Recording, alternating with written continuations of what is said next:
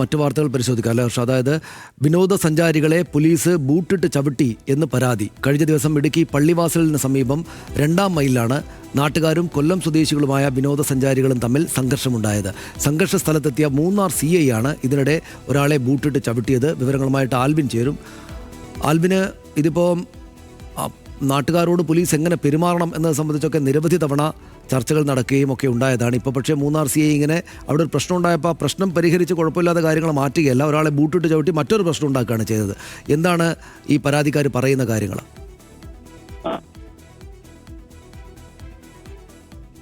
മൈലിന് സമീപം നാട്ടുകാരും കൊല്ലത്ത് നിന്നെത്തിയ സഞ്ചാര സംഘവുമായി ഒരു ചെറിയ തർക്കവും പിന്നീട് അവിടെ ഒരു ചെറിയ അടിപിടിയും ഉണ്ടാകുന്നുണ്ട്. അതേ തുടർന്ന് അവിടെ പോലീസ് എത്തുകയാണ്. ശരിക്കും വെള്ളത്തൂവൽ പോലീസിന്റെ പരിധിയിൽ വരുന്ന പ്രദേശമാണ് ഈ 2-ാം മൈൽ എന്ന് പറയുന്നത്. പള്ളിവാസലിന് സമീപമുള്ള പ്രദേശമാണ്.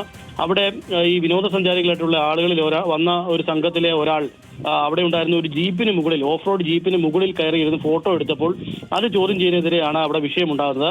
ആ ജീപ്പ് ടെസ്റ്റ് ഇറക്കിയ ശേഷം പുതിയ പെയിന്റ് ഇറക്കിയതാണ്. അതിന് മുകളിൽ കയറിയിരുന്ന് ഫോട്ടോ എടുത്തത് നാട്ടുകാരും അതോടൊപ്പം തന്നെ ആ നാട്ടുകാർ പ്രദേശവാസി കൂടിയായ ഒരു ജീപ്പ് ഡ്രൈവറുമാണ് ചോദ്യം ചെയ്തത്.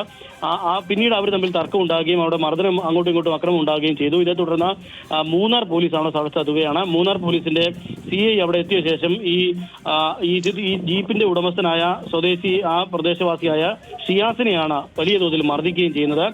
മുഖത്തടിക്കുകയും അതോടൊപ്പം തന്നെ തിരിഞ്ഞു നിന്ന് ബൂട്ടിന് പുറകിൽ ചവിട്ടുകയും ചെയ്യുന്നത് ഈ ദൃശ്യങ്ങളിൽ വ്യക്തമാണ്. അതോടൊപ്പം തന്നെ മൂന്നാറിലെ SI ആയ ഇയാളെ ലാത്തിക്ക് മർദ്ദിക്കുകയും ചെയ്യുന്നത് നമുക്ക് കാണാം. ഇയാൾ തന്നെയാണ് പോലീസിനെ വിളിച്ചു വരുത്തുകയും ചെയ്തത് എന്നുള്ളതാണ് നമുക്ക് അറിയാൻ കഴിയുന്നത്. അയാൾ പരാതിപ്പെടുകയും അങ്ങനെയാണ് താൻ ഇങ്ങനെ ഒരു പ്രശ്നമുണ്ടായി, അവിടെ സംഭവം ചോദ്യം ചെയ്തപ്പോൾ ഇങ്ങനെ ഒരു പ്രശ്നമുണ്ടായപ്പോൾ താൻ തന്നെയാണ് പോലീസിനെ വിളിച്ചു വരുത്തുന്നത്. പക്ഷേ അവിടെ വന്ന പോലീസ് തന്നെ മർദ്ദിക്കുകയായിരുന്നു എന്നുള്ളതാണ് ഷിയാസിന്റെ പരാതിയായി ഇപ്പോൾ പറയുന്നത്.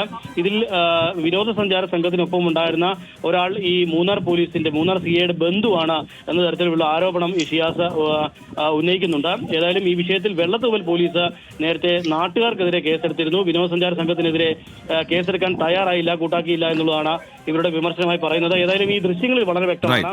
നാട്ടുകാരൻ കൂടിയായ ഷിയാസിനെ പിന്നിൽ നിന്ന് ചവിട്ടുകയും മുഖത്തടിക്കുകയും അതോടൊപ്പം തന്നെ ലാത്തി കൊണ്ട് മർദ്ദിക്കുകയും ചെയ്യുന്നത് ഒരു പൊതു സ്ഥലത്ത് വെച്ചാണ്. നാട്ടുകാരുടെ മുമ്പിലാണ് പോലീസിന്റെ ഇത്തരം ഒരു പ്രവൃത്തി എന്നുള്ളതാണ് ഏറ്റവും ശ്രദ്ധേയം. ശരി ആൽവിൻ, നമുക്ക് അവിടെ മൂന്നാറിൽ ഇപ്പോൾ ഈ നാട്ടുകാരും വിനോദസഞ്ചാരികളും തമ്മിലുള്ള സംഘർഷം ഒരു പതിവ് പരിപാടിയാണ്. അത് മാത്രമല്ല, അവിടെ അന്ന് വലിയ തിരക്കുണ്ട്. ഇത് വളരെ കൃത്യമായി ആസൂത്രണം ചെയ്ത് അവിടേക്ക് വരുന്ന വിനോദസഞ്ചാരികളുടെ എണ്ണത്തിലടക്കം ഒരു നിയന്ത്രണം ഏർപ്പെടുത്തുന്ന തരത്തിൽ കാര്യങ്ങൾ മാറ്റേണ്ടതുണ്ട്. ഇപ്പോൾ ഊട്ടിയിലും കൊടൈക്കനാലിലും ഒക്കെ അതാ നിലയ്ക്കാണ് ചെയ്യുന്നത്.